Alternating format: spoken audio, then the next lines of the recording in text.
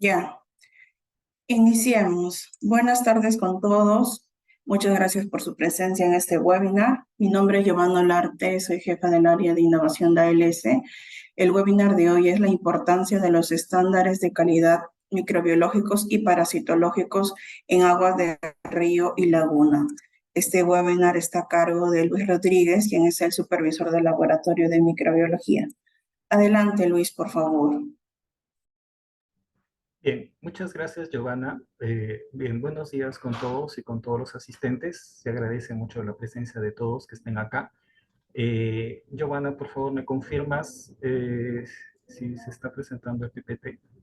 Un ratito.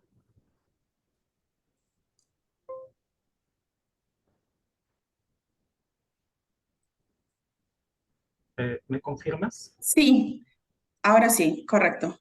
Ya, bien, Gracias. gracias, Giovanna. Bien, sí, me presento ante todos. Me parece que hay un micrófono que está activo. ¿Me ayudas, por favor, Giovanna? Bien, me presento ante todos. Soy el supervisor del laboratorio de microbiología. Mi nombre es Luis Rodríguez. El día de hoy se va a tocar el tema de la importancia de los estándares de calidad de agua.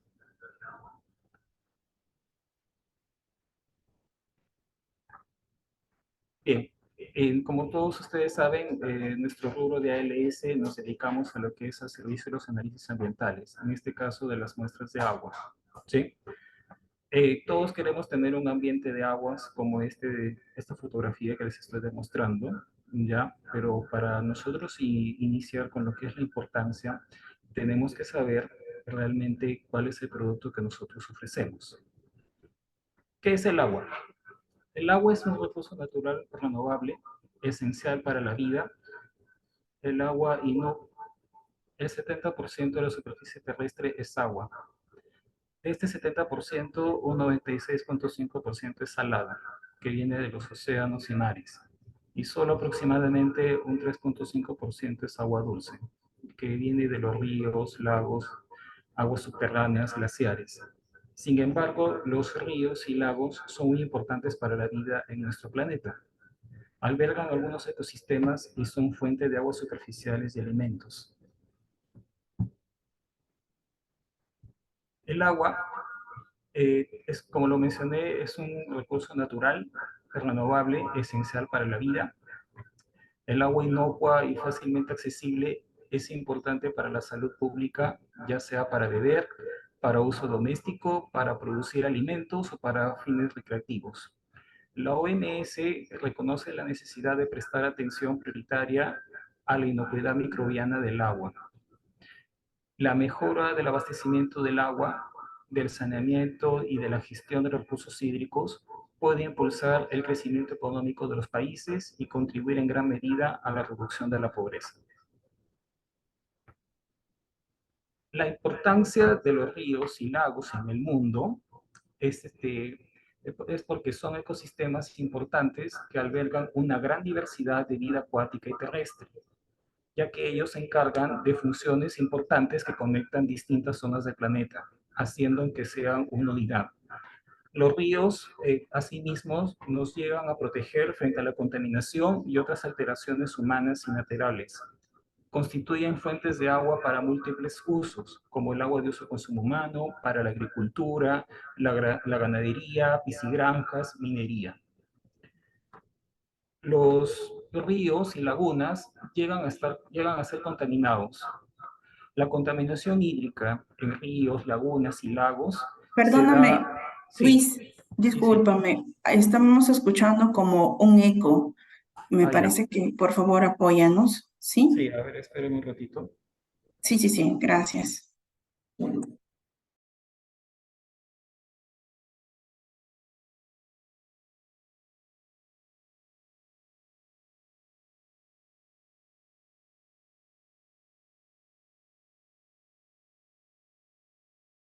Bien, aló. Ahora sí, ¿se escucha, Giovanna, el eco? No, no, ahora no lo escucho. Ya, Te bien, comento, ya te confirmo. ya. Gracias. Ahora sí, gracias, Giovanna. Bien, Como estaba comentando, la contaminación de los ríos y lagunas ya se da cuando la calidad de aguas queda comprometida por la presencia de agentes de diverso origen que la desequilibran, haciéndola no apta para su consumo o para cualquier otro uso que ya lo había mencionado anteriormente, ¿no? Y por ende va a dificultar la vida en ella. Las principales fuentes y agentes de contaminación son contaminación por basura, cuando arrojamos en el cauce de los ríos o lagos, cuando son latas, eh, botellas de plástico, de vidrio, envolturas de galletas o de cualquier otro producto, hasta incluso hemos visto también en un determinado momento productos, desechos de clínicas o de hospitales, ¿no? También hay contaminación por desechos que llegan con aguas residuales. Eh, También tenemos contaminación por productos químicos y también tenemos contaminación por desechos y vertidos industriales.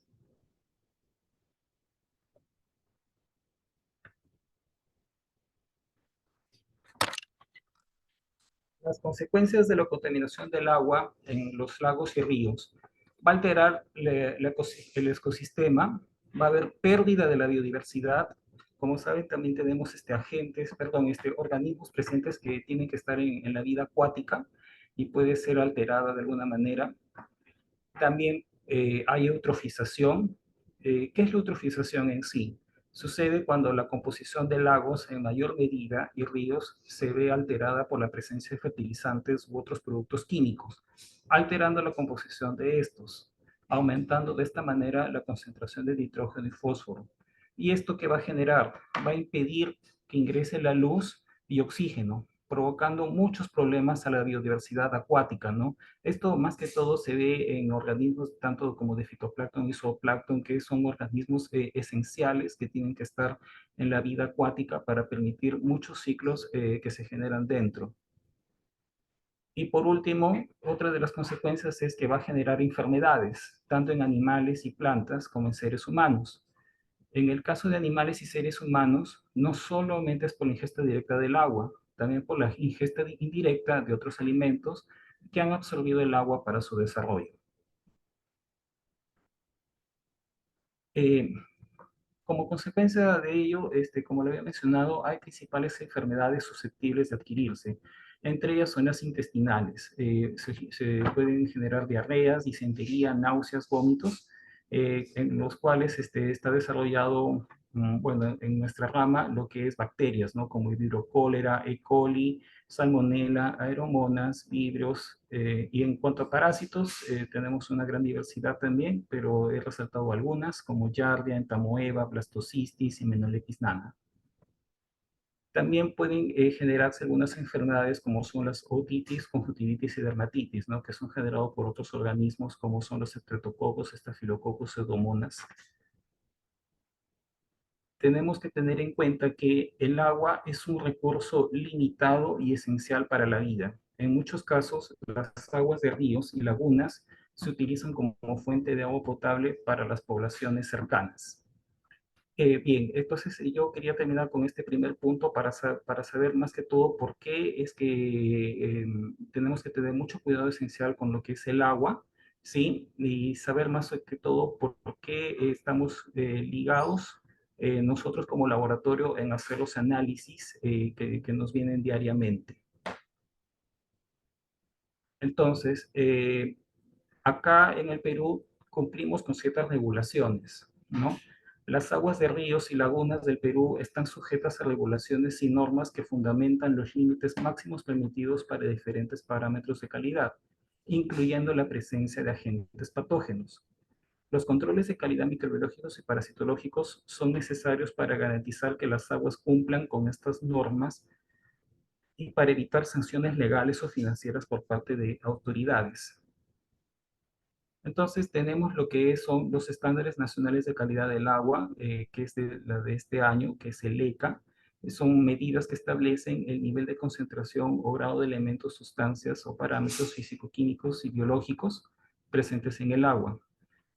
Acá nos muestran una tabla cuáles son los indicadores de calidad ambiental y nuestro ministerio acá en el Perú tiene como función específica elaborar los SECAS y fijar los límites máximos permisibles, los cuales deberán contar con la opinión del sector correspondiente y ser aprobados por un decreto supremo. Esta, por ejemplo, es de la subcategoría A, que está destinada a la producción de agua potable, que viene a partir de las aguas de río. Aquí tenemos parámetros microbiológicos y parasitológicos como son los coliformes totales, termotolerantes, formas parasitarias, E. coli, vibrio-cólera. En la subcategoría B también hay análisis parasitológicos que vienen a ser los coliformes termotolerantes, E. coli, formas parasitarias, Yardia duodenalis, Enterococcus intestinalis, Salmonella, vibrio. Están asimismo con las unidades de reporte. Hago hincapié en las unidades de reporte porque ya más adelante voy a detallar cuáles son las metodologías que tenemos acá también acreditadas para conocimiento de todos los presentes. En la categoría 3 de riego de vegetales y bebida de animales, que como comenté en la diapositiva anterior, eh, en cuanto a las enfermedades, indiqué el tema de que no solamente puede ser, no solamente los seres humanos pueden ser contaminados por la ingesta directa del agua, sino por ingesta indirecta a través de los alimentos. Entonces, aquí viene el tema de que hay algunos vegetales que vienen a ser regados por las aguas superficiales y los cuales esa agua tiene que pasar por un control de calidad microbiológico. Y aquí están estos indicadores, que son los coliformes termotolerantes, el E. coli y los huevos helmintos. La categoría 4, donde nos detallan acá también los parámetros microbiológicos de coliformes termotolerantes. Entonces, ahorita pasamos a lo que son los indicadores microbiológicos. Eh, los voy a disgregar uno por uno y voy a ir indicando cada uno de ellos por qué se analizan. ¿Qué son los indicadores microbiológicos? Son un grupo o especies de microorganismos cuya presencia en número superior a un límite establecido evidencia posible presencia del patógeno. La función es evaluar la calidad microbiana del agua, en especial el grado de contaminación fecal que presenta. Los indicadores de contaminación fecal más utilizados para los diferentes tipos de aguas en la mayoría de los países son coliformes totales, fecales o termotolerantes, Enterococcus y E. coli. El primer grupo de ellos son los grupos coliformes. El grupo coliformes contiene 4 géneros de bacterias pertenecientes a la familia Enterobacteriaceae, Echerichia, Enterobacter, Klebsiella y Citrobacter. Son bacterias gram negativas, anaeróbicas facultativas, asporógenos, cocobacilos redondeados y fermentadores de lactosa con acidez y base a las 48 horas. Uno de los primeros analitos que analizamos acá en laboratorio, que también nos dicen nuestras legislaciones, son los coliformes totales. ¿Qué son los coliformes totales? Los coliformes totales se reproducen en el ambiente junto con la materia orgánica. Proporcionan información sobre el proceso de tratamiento y acerca de la calidad sanitaria del agua que ingresa al sistema y de la que circula en el sistema de distribución. No constituyen un indicador de contaminación fecal, ¿sí? También su presencia no necesariamente está relacionada con la existencia de patógenos. Es valioso para evaluar aguas de pozo profundo y no para superficiales ni tampoco pozos no protegidos. El otro grupo son los coliformes fecales o comúnmente también llamados termotolerantes. Ambas terminologías son la misma, vienen a ser lo mismo. Se denominan coliformes termotolerantes a ciertos miembros del grupo de bacterias coliformes totales que están estrechamente relacionados con la contaminación fecal. Por este motivo, antes recibían la denominación de coliformes fecales. Estos coliformes generalmente no se multiplican en los ambientes acuáticos. Los coliformes termotolerantes crecen a una temperatura de incubación dentro del laboratorio a 44.5 grados. Esta temperatura inhibe el crecimiento de los coliformes no termotolerantes. Son indicadores de contaminación con materia fecal. no presenta enriquecimiento en corrientes y ofrece una mayor precisión como organismo indicador en las regulaciones ambientales. E. coli. Evidencia contaminación fecal reciente y posible presencia de enteropatógenos. Es el principal indicador bacteriano en el agua. Diversos estudios han demostrado que el E. coli está presente en las heces de los seres humanos y los animales de sangre caliente. La E. coli fermenta la lactosa y produce ácido y gas, en condiciones de laboratorio, y es un indicador sensible de cercanía a desagüe doméstico y es un buen indicador para gastroenteritis. Enterococos fecales. Los enterococos se usan ampliamente como indicador de contaminación fecal en el agua y se encuentran comúnmente también en las heces de humanos y otros animales de sangre caliente. Algunas especies pueden persistir en el ambiente natural y no parecen estar relacionadas con contaminación por heces o por miembros del grupo coliformes.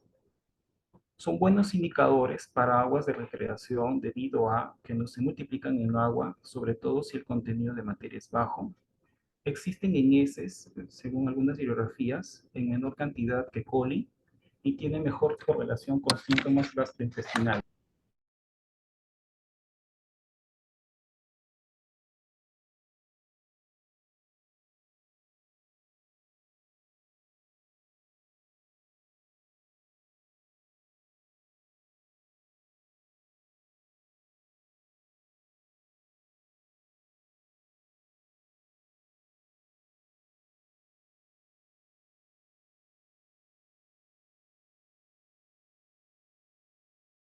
Alimentos preparados a partir de ellos.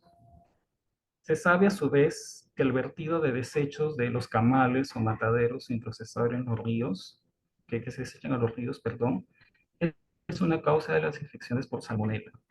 En lo posible debe evitarse la contaminación por salmonela y las condiciones que favorecen su crecimiento. En algunos lugares donde se tratan las aguas residuales se generan los lodos, que vienen a ser los biosólidos. Estos lodos, al ser eliminados, deben de ir siempre acompañados por las precauciones higiénicas adecuadas. Las salmonelas se excretan en las heces o animales infectados y estas también se pueden transmitir por vía oral. La transmisión por agua se han asociado principalmente con la especie de Salmonella typhi. Vibrio cólera. Las especies de Vibrio cólera, bueno, a condiciones de laboratorio, son bacilos gram negativos, ligeramente curvados, móviles, que no forman esporas. Ya, el carácter principal de por qué se analiza el Vibrio cólera en nuestro país, bueno, y en algunos otros países, es porque ha sido considerado históricamente como una de las principales enfermedades pandémicas y suele ser transmitida por el agua.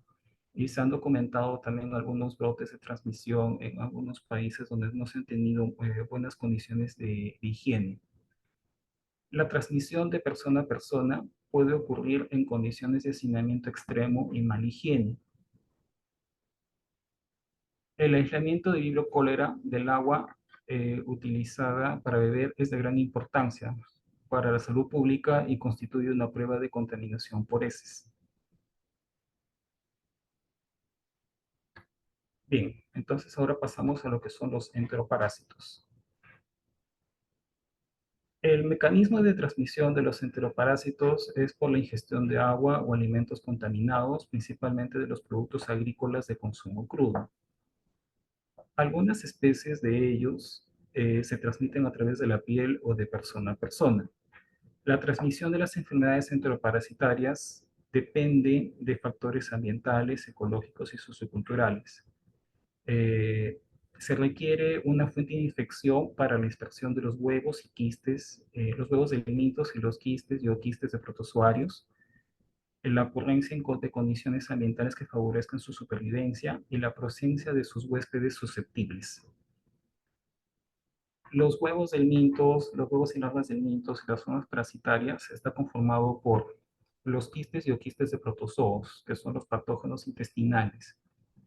Los huevos del mintos son formas parasitarias, junto con los huevos del mintos, perdón, son formas parasitarias que pueden transmitirse a los humanos por cualquier mecanismo. El material contaminado con heces que contienen estas formas parasitarias puede llegar a la boca. Dentro de algunos principales protozoos patógenos tenemos Giardia lamblia, Blastocystis, Entamoeba histolítica. Y dentro de los grupos de huevos del mintos tenemos a los siguientes filos: Tremátoda, Nemátoda, Cesta y Acantocéfala.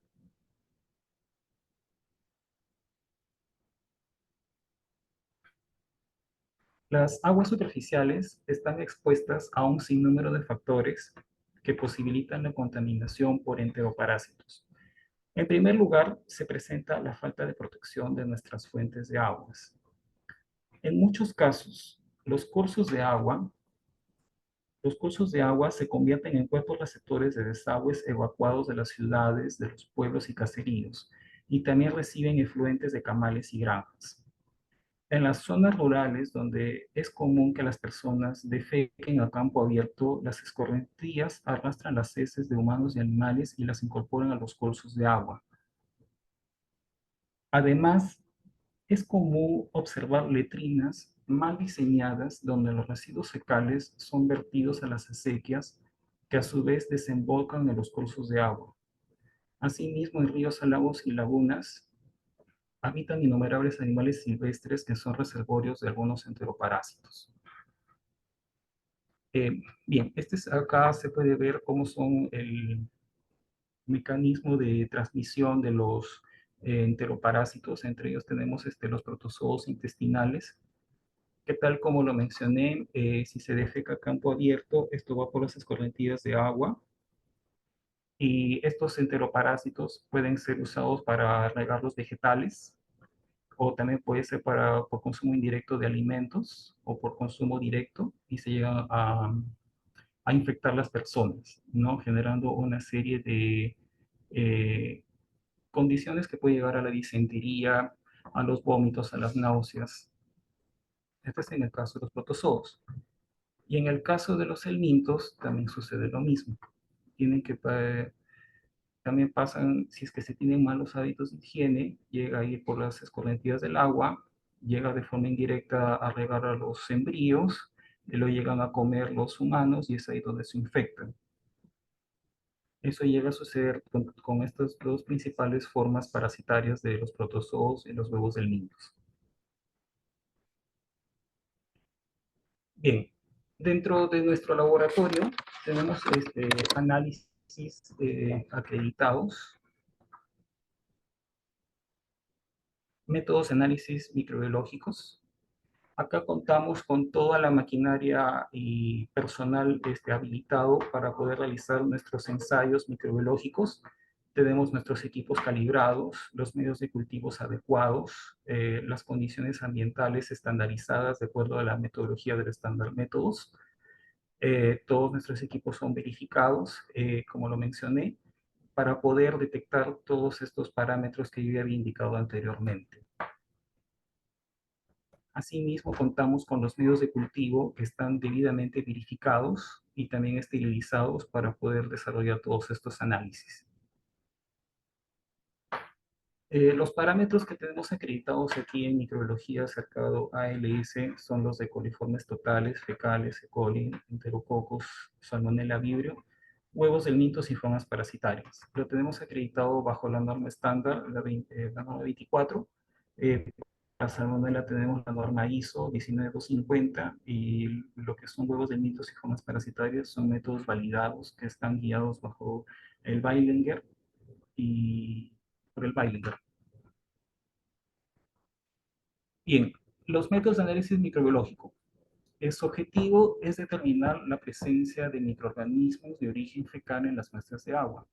Es posible detectar diferentes microorganismos patógenos en el agua, aunque suele ser muy complicado y rara vez significativo, más aún cuantitativamente. Preferentemente son normalizados o establecidos por organismos competentes, nacionales o internacionales, y aceptados universalmente. Se emplean medios de cultivo característicos y especiales para su determinación, y cuantificación o cualificación. Para los que son los coliformes totales o fecales, fecales y E. coli, perdón, usamos la técnica del NMP. La técnica del NMP es un método estadístico basado en fórmulas de probabilidades con un intervalo de confianza del 95%. Es un método más preciso porque hay un mayor número de diluciones y es más precisa la cantidad del inocuo. Como lo mencioné, es usado para los ensayos de coliformes totales, fecales, E. coli y enterococos. Este es un diagrama, así de manera general, cómo es que se realiza el ensayo de los coliformes totales y termotolerantes o fecales, en donde, como lo mencioné, se realizan las diluciones respectivas para poder determinar la cantidad aproximada de concentración de coliformes que hay en la muestra. Tiene que pasar por un proceso de incubación y también tienen que pasar por medios diferenciales para su determinación. Como mencioné en la diapositiva, los coliformes termotolerantes crecen a una temperatura de 44.5 por 24 horas. Eh, Este es el E. coli. Para el caso del E. coli, se utiliza otro medio diferencial, que viene a ser el agua de triptona, pero la diferencia de este método es que al final se tiene que agregar el reactivo de Kovac y se tiene que ver esta formación del anillo rosado, la cual nos indica que hay presencia de E. coli. Enterococos fecales, este es otro diagrama de cómo se hace para poder hacer las diluciones respectivas. Acá también es otro medio específico, se usa el caldo ácido de glucosa. Para cada uno de los métodos antes mencionados, el de acá, se utilizan también controles de cepas. Al final del análisis se tiene que hacer el conteo de los tubos que estén positivos por medio de la tabla de NMP. Análisis de salmonela. La salmonela tiene que ser filtrada a través del filtro de 0,45 micras. Luego ese filtro se incuba en agua peptona baferada. Y luego pasa por una serie de medios de cultivo para poder ser determinado y por tiempos de incubación. Al final se le hace la prueba serológica para determinar si es que pertenece al grupo Salmonella. Vibrio cólera, antes tenía la determinación 9260, ahora tiene la determinación 9278, según el nuevo estándar. También pasa por una filtración de 0,45 micras. Se siembran en sus medios de cultivo respectivos por el tiempo determinado. Los análisis de huevos del mintos, formas parasitarias y huevos helados del mintos. Para la detección de quistes, quistes de protozoos y huevos del mintos enteroparásitos en huevos superficiales, crudas y tratadas, se requiere la concentración de un volumen de muestra mayor que el designado para los análisis microbiológicos, debido a que los huevos y quistes de enteroparásitos se encuentran dispersos en los cuerpos de agua superficial y sistemas de agua potable. Recalco esto porque no es un analito que, o sea, porque tomemos 1 mililitro de muestra y ya encontramos el analito en cuestión que viene a ser quistes y quistes de protozoos o ceráceas del mintos. Como lo indiqué en las diapositivas anteriores y como lo dice la premisa de acá, estos analitos se encuentran dispersos en los cuerpos de agua. Es por eso que se tienen que hacer técnicas de concentración. Entonces, la mayoría de investigadores sugiere que tienen que ser 10 litros para agua sin tratamiento.